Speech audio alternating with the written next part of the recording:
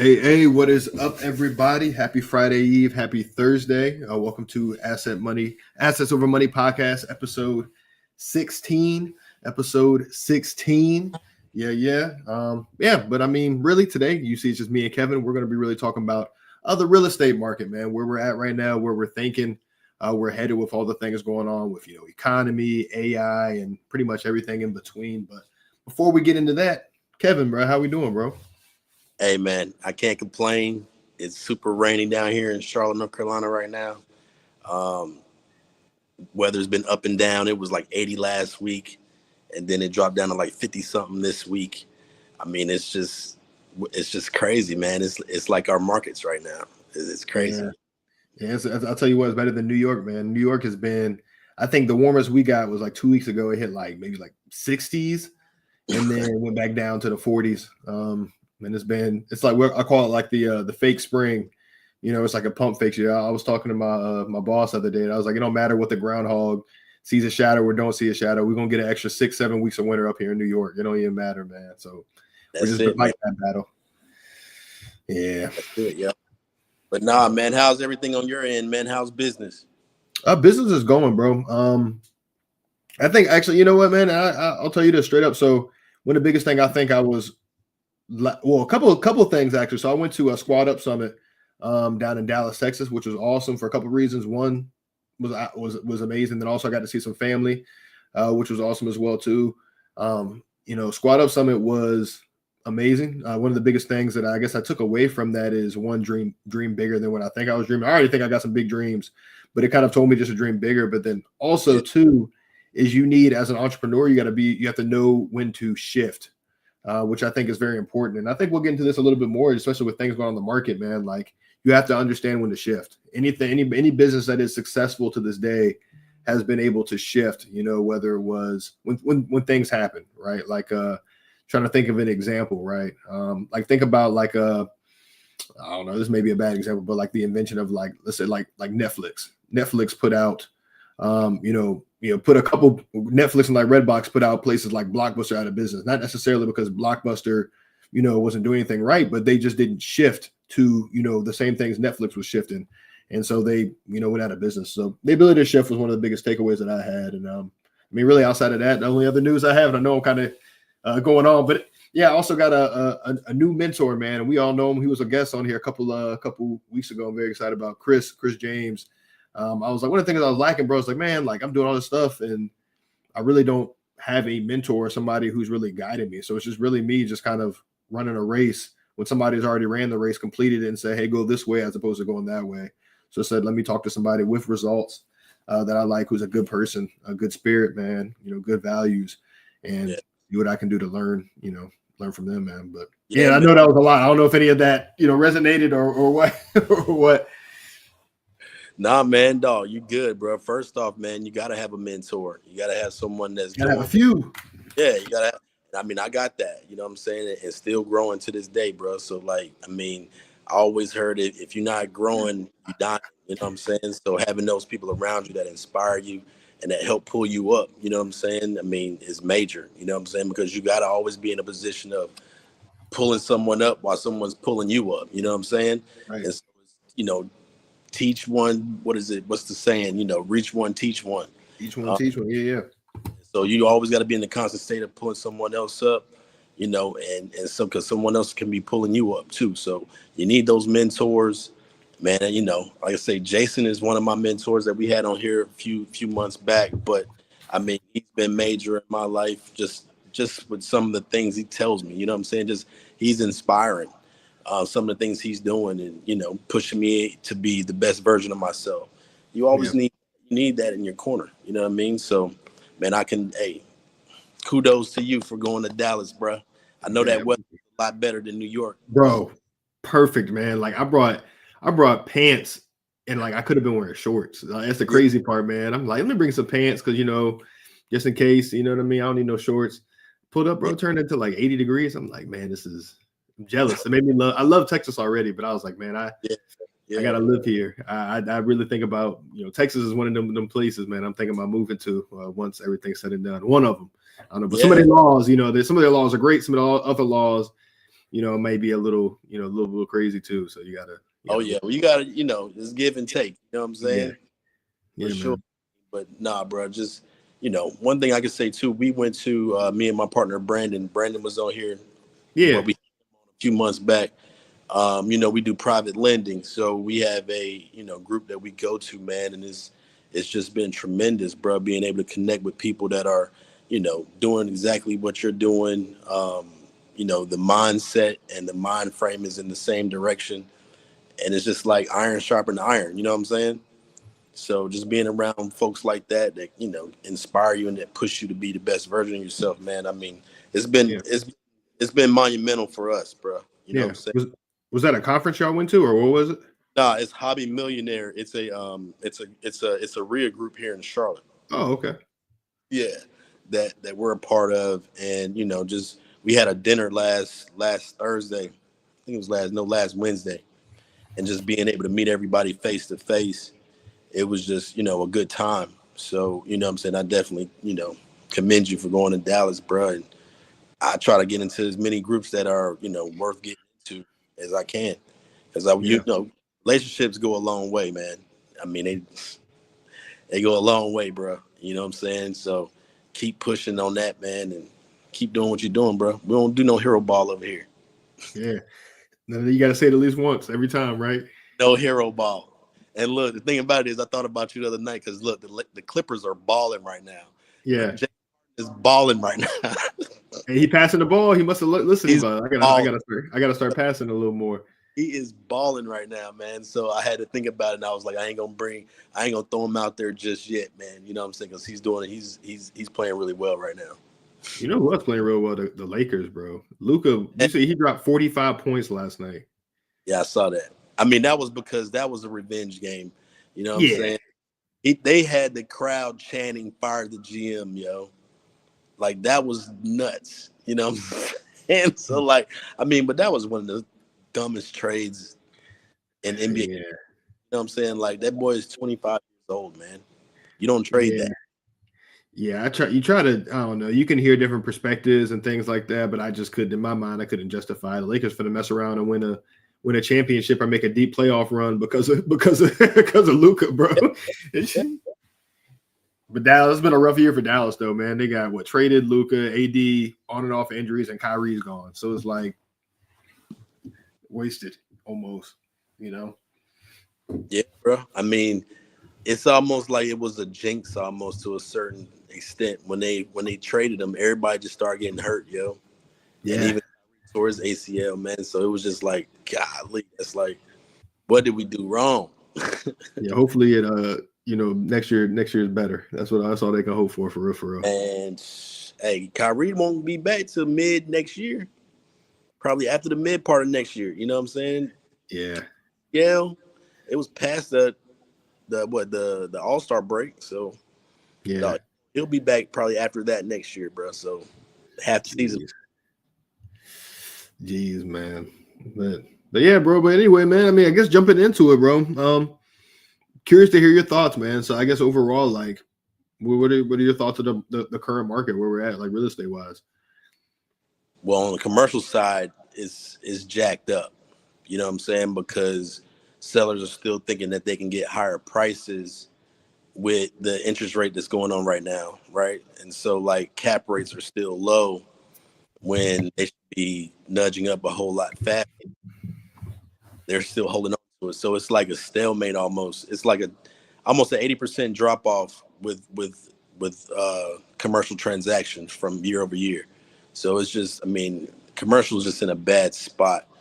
As far as residential, I mean, there's always a market for residential. You know what I'm saying? I mean, so like I remember the recession in 2007. We were just having this conversation the other day, and houses were selling for 140, 150,000 brand new in 2005, 2006, right? And then in 2007, when the bottom fell out, those same houses was, people were walking away from them and foreclosing, and they were selling for 50,000. You know what I'm saying? So 3 bedroom, 2.5 bath, 1 and 2 car garages, 2 years old, the value dropped. And so you thinking about what you were talking about earlier about how you have to adjust in these markets. I mean, some people didn't have, I mean, I was new to the game. I had just got my license in '06. So I didn't know, I was just helping people, you know, not to foreclose on their property, right? So I specialized in doing short sales. But, you know, you had to adjust if you're an investor going from buying property and having that high price to, you know, bottom falling out and values dropping across the board. And so, you know, if I had known what I knew now, understanding how the market plays now, we could have took 500,000 cash and bought 10 of those houses.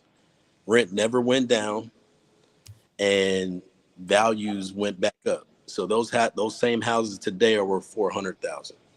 So you imagine you had bought them for 50 and you got 10 of them and you got 350,000 in equity in each one. You're a millionaire based on equity alone. You 3.5 million up in equity. And so you got rent never went down. So the cash flow was always there. So what I see in this market coming out, I'm seeing that we're getting to the peak of a seller's market too. You know what I'm saying? You got a seller's market one, and you got a seller's market two. And I think we're at the brink of, you know, that edifice, and it's gonna fall back to a buyer's market eventually. And that's what I see happening, man. You know what I'm saying? I mean, that's just the history of how markets go. But I mean, it's just been tough for everybody. You know what I'm saying?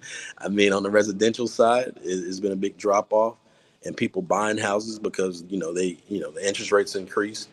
And on the commercial side, I mean, with the interest rates increasing and sellers still thinking that they can get high prices, it's been a stalemate there as well. So what I see, and this is just my opinion, but with the, you know, recession that's being forced upon us right now, I definitely feel like there's going to be a lot of opportunity there. And, you know, Warren Buffett always said, when there's blood in the streets, there's money to be made.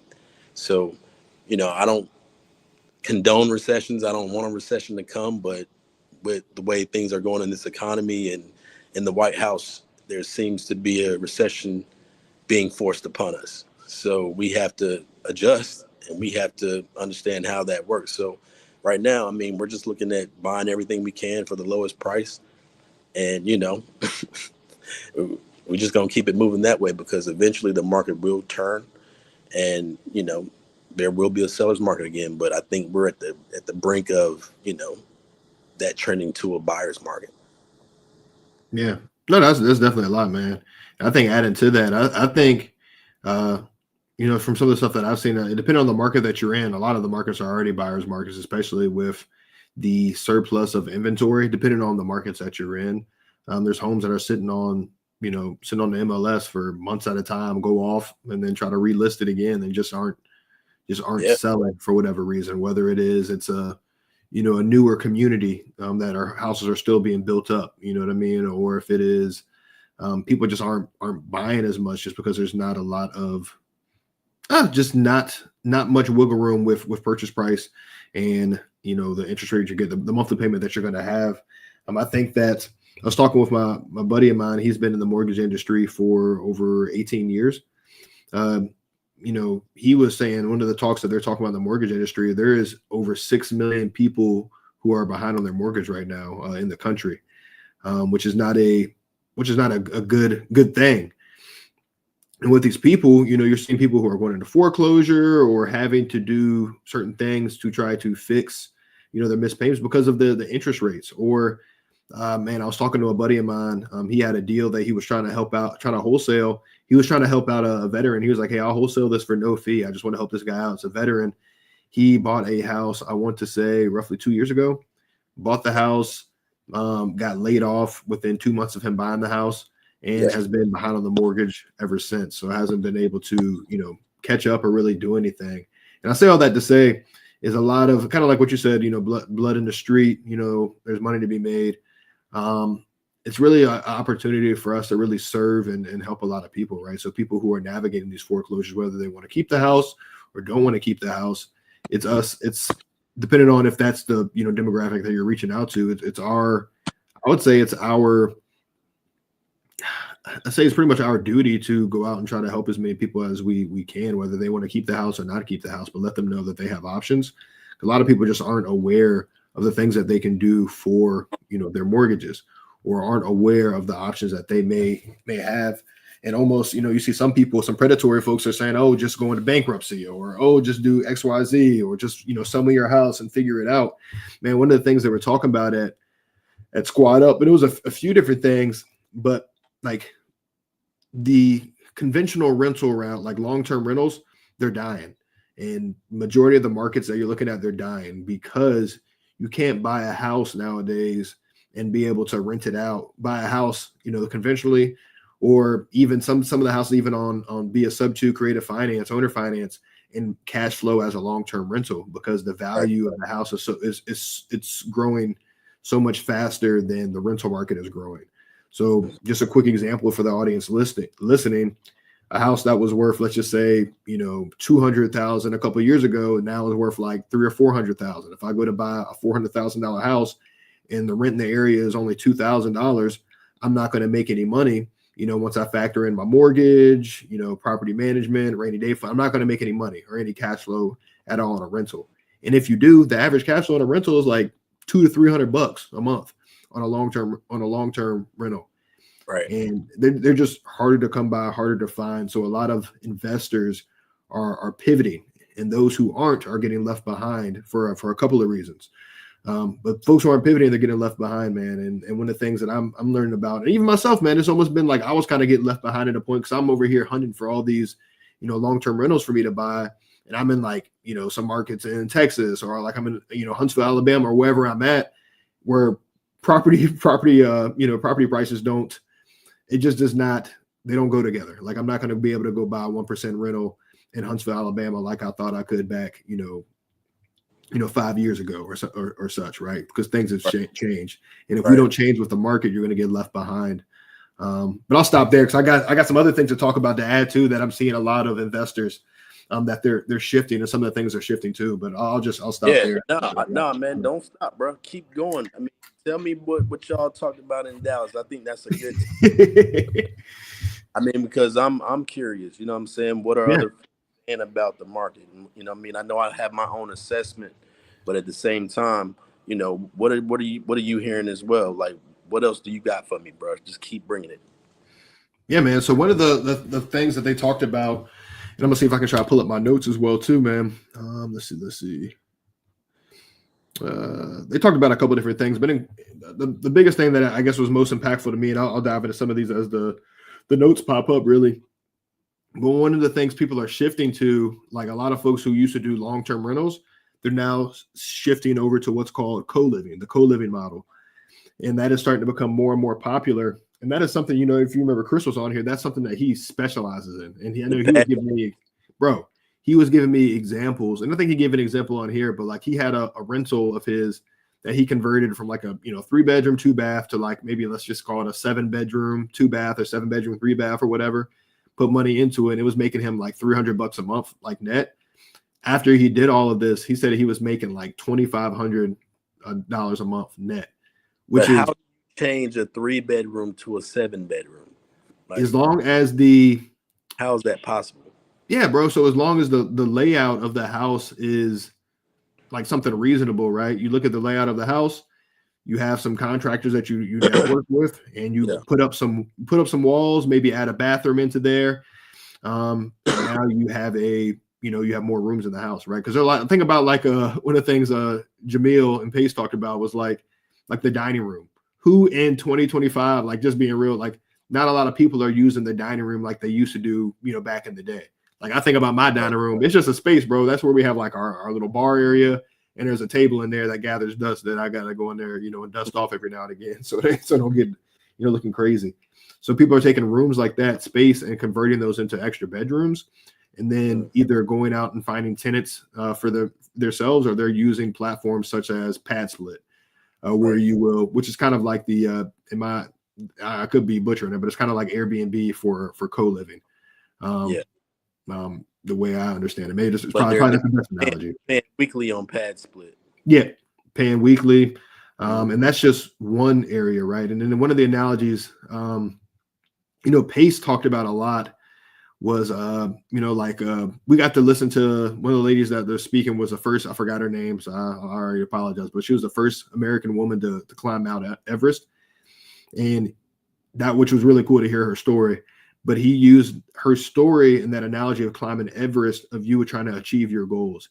And he's like, for most people, like achieving your goals and being able to make enough money to do whatever you want is like 50K a month, like net, like you pay like 50K a month. That's when you can pretty much like, do whatever you want. Don't have to worry about anything. You're self-reliant, all that kind of stuff. Like live a very, very good life. 50K a month. For a lot of people, that may be less, but he talked about 50K a month. And it's like, okay, how do you backwards plan yourself to kind of get in there? So, for most people, the first thing I look at is single family rentals, where you're making only $200 to $300 a month. In order to hit 50K a month, you're going to need like 167, houses, which is like, okay, possible, harder now in today's market, but that's what you're going to need to hit it straight up.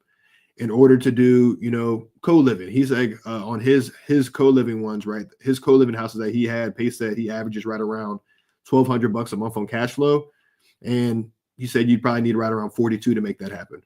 Still a lot, but a lot more attainable. And you take folks like Chris. Right. Chris says he only buys them if they have, if he's making at least $2,000 a month net. So, co-living is an option.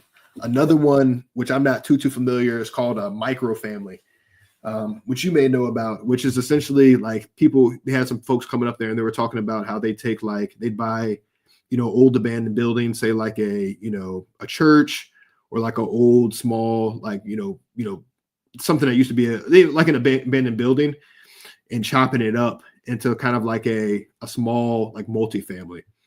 The average cash flow folks are making on that, like net, is right around 3,750. I think he said 3,700, something like that. And then he went on with a couple other, strategies such as mobile home parks, RV parks, mid-size multifamily, and then commercial, and all that other kind of stuff. And basically, I guess the whole point of that is understanding that there's so much to do in real estate. A lot of people just, jump into the single family route because lowest barrier to entry. Honestly, from an education standpoint, you don't need to know that much. And people want to get started on assets that are worth, anywhere from like 50 grand on up, as opposed to jumping into things that are worth, multi-million-dollar assets or things that are a lot more complicated, or RV parks and things of that nature. When in reality, if you commit to making those happen and you leverage the relationships you have, those are a lot more attainable, than you think, than you realize. And again, it just opened my mind more, because I'm like, am I just playing small with my dreams and my goals? Do I not have bigger belief? I do. So I need to match my words. You know what I mean? You know what I'm saying? And that's what I've learned. You know what I mean? You got to start small and build up. You know what I'm saying? It's almost like the objective of Monopoly, right? 4 green houses, 1 red hotel. Four houses, single families, but then you leverage the equity to buy multifamily, and you do the next 4 the same way. And it's about stacking, you know what I mean? So you start small, but you end up big, because at the end of the day, it's all strategy. You know what I'm saying? So like when Chris came on here and told me about pad splitting, bruh, that was unheard of to me. But the thing about it is, it makes so much sense in the economy and the market that we're in, right? So we've been talking about adjusting to the market. So I just think that's genius. You know what I'm saying? And I even been looking at that myself, to be honest with you, getting back in single family, because I mean, with the loans that we're able to provide, there's certain areas in the country where, they're doing 100% financing for fix and flips. So like, we're targeting those areas and just going super hard on, I mean, the pad split, you know what I mean? It's easy to buy the single family. I mean, yeah, we might have to add 2-3 more rooms, but hey, why not add another bathroom and keep it moving? You know what I'm saying? And it makes so much more sense than, that long-term rent. I mean, that long is washed, yo. Yeah. And the thing that hits me the most, especially with that, is like, again, I got into real estate, because I fell in love with it, but it was, again, like, I want to impact people. I want to create better communities. I want to provide be a solution for people who have trouble finding housing, right? Like help people with affordable housing. And that is it right there, is like you're providing a solution where people are struggling to, find housing or be able to afford houses or afford rent rates. Jamil told a story that, bro, it hit me, man. It hit me hard, man. The story that he told was that, anybody who doesn't know Jamil Damji out there, look him up. Probably one of the biggest wholesalers in the country. Did so well at wholesaling. He started a franchise called Keegley, and he has over 100 franchises across the country. So very, very successful man, very humble and very giving. Only nothing but good things to say about the dude. But one of the stories that he was talking about was that he was out walking his dog one day. Just out walking his dog, and he was walking his dog, and he saw a family that was pretty much like living in the van.